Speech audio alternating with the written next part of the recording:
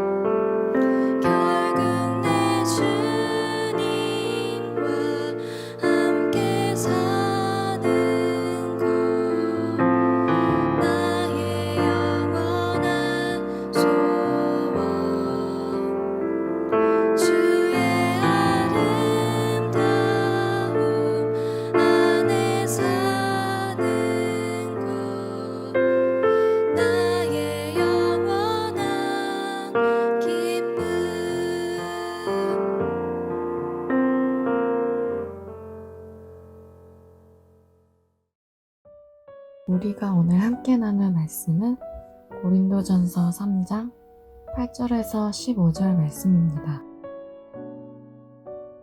씹는 이와 물 주는 이는 한 가지이나 각각 자기가 일한 대로 자기의 상을 받으리라. 우리는 하나님의 동역자들이요 너희는 하나님의 밭이요 하나님의 집이니라.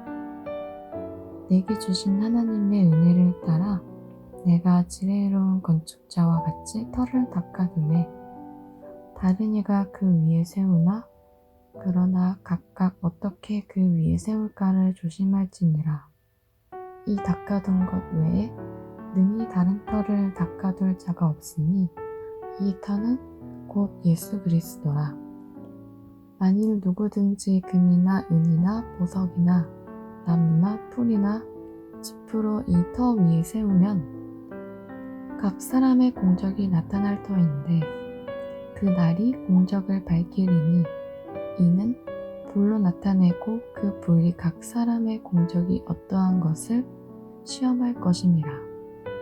만일 누구든지 그 위에 세운 공적이 그대로 있으면 상을 받고 누구든지 그 공적이 불타면 해를 받으리니 그러나 자신은 구원을 받되 불 가운데서 받을 것 같으리라. 아멘. 반갑습니다. 오늘 고린도전서 3장 8절부터 15절까지를 중심으로 도전이라는 주제의 말씀을 함께 나누겠습니다. 바울은 지난 본문에서 하나님이 주신 사역자들이나 또는 좋은 것들이 아무리 눈에 좋아 보여도 하나님과는 비교할 수 없을 만큼 오직 하나님만이 생명의 근원이시고 하나님만이 우리의 전부라고 말했습니다. 6절입니다. 나는 심었고 아볼로는 물을 주었으되 오직 하나님께서 자라나게 하셨나니 그런즉 심는 이나 물 주는 이는 아무것도 아니로되 오직 자라게 하시는 이는 하나님뿐이니라. 그래서 성도에게는 하나님 외의 그 어떤 것도 자랑이 될 수 없다는 거죠. 그러면 아볼로나 바울 모두가 자기들은 아무것도 아니기 때문에 그냥 아무래도 좋다라고 생각할 수 있는 걸까요? 그렇지는 않습니다. 그것에 대해서 각자에게 맡겨진 역할을 감당해야 된다라고 이야기합니다. 8절입니다. 심는 이와 물 주는 이는 한 가지이나 각각 자기가 일한 대로 자기의 상을 받으리라. 자, 여기에 중요한 단어가 나옵니다. 상이라는 단어입니다. 우리가 오늘 이 부분을 잘 묵상해야만 하나님께서 우리에게 주시는 이 부분에 대한 깊은 뜻을 확인할 수가 있습니다. 각자의 자리에서 자기의 일들을 감당하는 것이 하나님이 맡기신 일이라는 것이죠. 9절입니다. 우리는 하나님의 동역자들이요 너희는 하나님의 밭이요 하나님의 집이니라. 하나님은 말씀만으로도 모든 일을 하실 수 있고 실제로 우리 없이도 이미 온 세상을 지으시고 창조하셨습니다. 그러나 하나님께서는 우리들에게 하나님의 이 일을 맡기셨습니다. 왜 그런 걸까요? 한마디로 말하면 해보라는 겁니다. 새로운 기회요, 도전으로서 우리에게 주신 시간과 상황과 인생입니다. 할 수 있다는 거죠. 그래서 바울은 하나님의 이 일을 맡은 자들이 어떻게 충성해야 되는지에 대해서 오늘 본문에서 이렇게 설명을 하는 겁니다. 그런데 잘 생각을 해보시면 하나님은 우리의 어떤 연약함과 못남도 다 품으실 수 있습니다. 그러나 그렇기 때문에 막 살아도 되는 것은 아닙니다. 오늘 이 부분에 대해서 아주 중요한 것을 나누려고 하는데요. 오히려 우리를 부르시고 이끄시는 분이 하나님이신 것을 기억함으로 조심해라 이렇게 말씀하신다는 것을 기억해야 합니다. 10절을 보시면 내게 주신 하나님의 은혜를 따라 내가 지혜로운 건축자와 같이 터를 닦아두매 다른 이가 그 위에 세우나 그러나 각각 어떻게 그 위에 세울까를 조심할지니라. 여러분 이 10절이 아주 중요합니다. 우리가 각각 어떻게 그 위에 세울까를 조심해야 되는데 그 이유는 뭐냐면 그 터가 바로 예수 그리스도이기 때문이다. 이렇게 설명해요. 11절입니다. 이 닦아둔 것 외에 능히 다른 터를 닦아둘 자가 없으니 이 터는 곧 예수 그리스도라. 그러면서 바울이 각자의 공적을 이야기합니다. 예전 번역에는 공력으로 번역이 돼 있었는데 다시 개역 개정으로 바뀌면서 공적으로 바뀌었습니다. 누구든지 예수 그리스도라는 터 위에 무언가를 짓고 있는 중이라는 거예요. 그게 그들에게 맡겨진 인생이라는 거죠. 근데 거기에 무엇을 세울지, 무엇으로 도구를 삼을지 이런 것들은 정해져 있는 게 아닙니다. 자기가 결정을 하는 겁니다. 주어진 것들 중에서 자기가 결정할 수 있다는 겁니다. 그리고 무엇으로 그것을 세웠는가 하는 것에 대해서 자기 자신이 책임을 져야 되는 겁니다.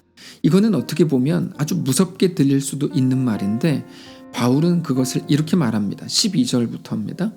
만일 누구든지 금이나 은이나 보석이나 나무나 풀이나 짚으로 이 터 위에 세우면 각 사람의 공적이 나타날 것인데 그 날이 공적을 밝히리니 이는 불로 나타내고 그 불이 각 사람의 공적이 어떠한 것을 시험할 것임이라. 만일 누구든지 그 위에 세운 공적이 그대로 있으면 상을 받고 누구든지 그 공적이 불타면 해를 받으리니 그러나 자신은 구원을 받되 불 가운데서 받은 것 같으리라. 자, 여기서 우리가 아주 중요하게 생각해야 하는 첫 번째 전제가 있는데요. 우리가 결정한 어떤 것들, 우리가 만들어낸 무언가를 가지고 우리의 구원을 결정하시는 것은 아니라는 겁니다. 그것으로 구원이 결정되는 건 아닙니다. 왜 그렇죠? 우리가 잘 아는 것과 같아요. 구원은 오직 예수 그리스도가 나의 죄를 대신 담당하셨기 때문에 우리에게 무조건적인 은혜로 주어지는 것이지 우리가 노력을 하거나 우리 어떠함을 따라서 주어지거나 잃어버리게 되는 그런 종류의 것은 아닙니다. 자, 그래서 오늘 본문에서 바울이 말하는 공적은 조금 다른 겁니다. 하나님은 그것에 대해서 그럼에도 철저하게 우리에게 물으신다고 말해요. 금이나 은이나 보석이나 나무나 풀이나 지프로 이 터 위에 무엇이든지 세울 수 있답니다. 그것들을 자기 자신을 위해서 자기 자신을 꾸미고 치장하고 더 안정적으로 살고 더 멋있게 드러내면서 살기 위해 쓰는 사람들 많이 있는데 그거는 아주 지혜가 없는 태도입니다. 그럼 어떡하라는 거죠? 그걸로 예수 그리스도라는 터 위에 하나님 나라를 세우라는 거예요. 근데 중요한 거는 언젠가 반드시 한 불이 그 공적의 어떠한 것을 시험할 것이라는 사실입니다. 그러면 나무나 풀이나 지프로 세워진 것들은 불에 타버리겠죠. 반면에 불이 왔을 때도 불타지 않고 꿋꿋하게 남아있는 것들도 있을 겁니다. 그렇게 공적이 그대로 있으면 상을 받고 공적이 불타면 해를 받는답니다.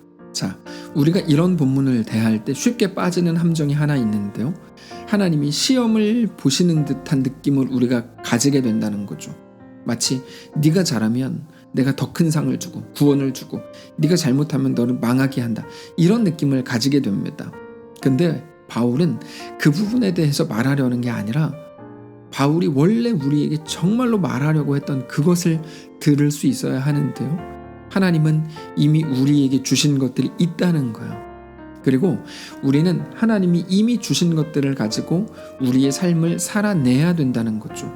그 도전과 그 요구가 오늘 우리에게 주어졌다는 겁니다. 이런 전체적인 구도로 봐야 되는데 그게 아니라 단지 인과응보로 꽉 차 있는 세상의 논리로 오늘 본문만 뚝 떼서 생각을 하게 되면 하나님이 우리의 행함을 보고 구원 혹은 우리의 잘못 때문에 너는 멸망 이렇게 하시려고 하는 것처럼 생각을 하게 되는 건데 그러면 하나님이 우리에게 정말 주시려고 하는 참 메시지를 들을 수 없게 된다는 거죠. 우리는 오늘 우리가 받은 것, 오늘 우리가 가지게 된 것, 오늘 우리 손에 들고 있는 우리의 어떤 상황과 환경에 대해서 굉장히 예민합니다.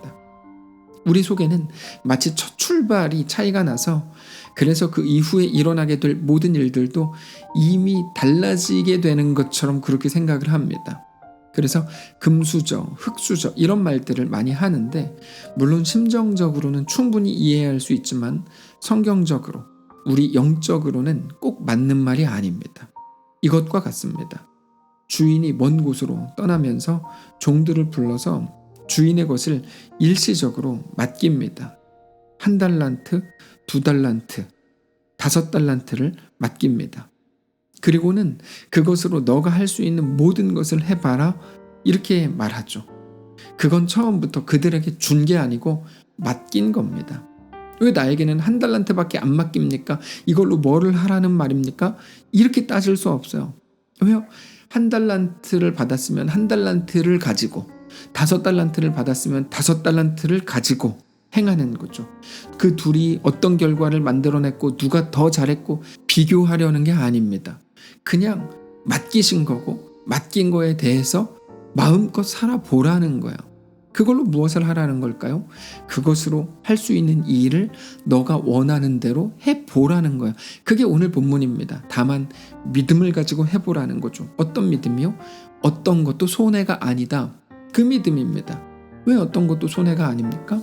하나님이 우리의 아버지이시고 우리 운명을 구원과 생명으로 결정해 놓으셨기 때문입니다.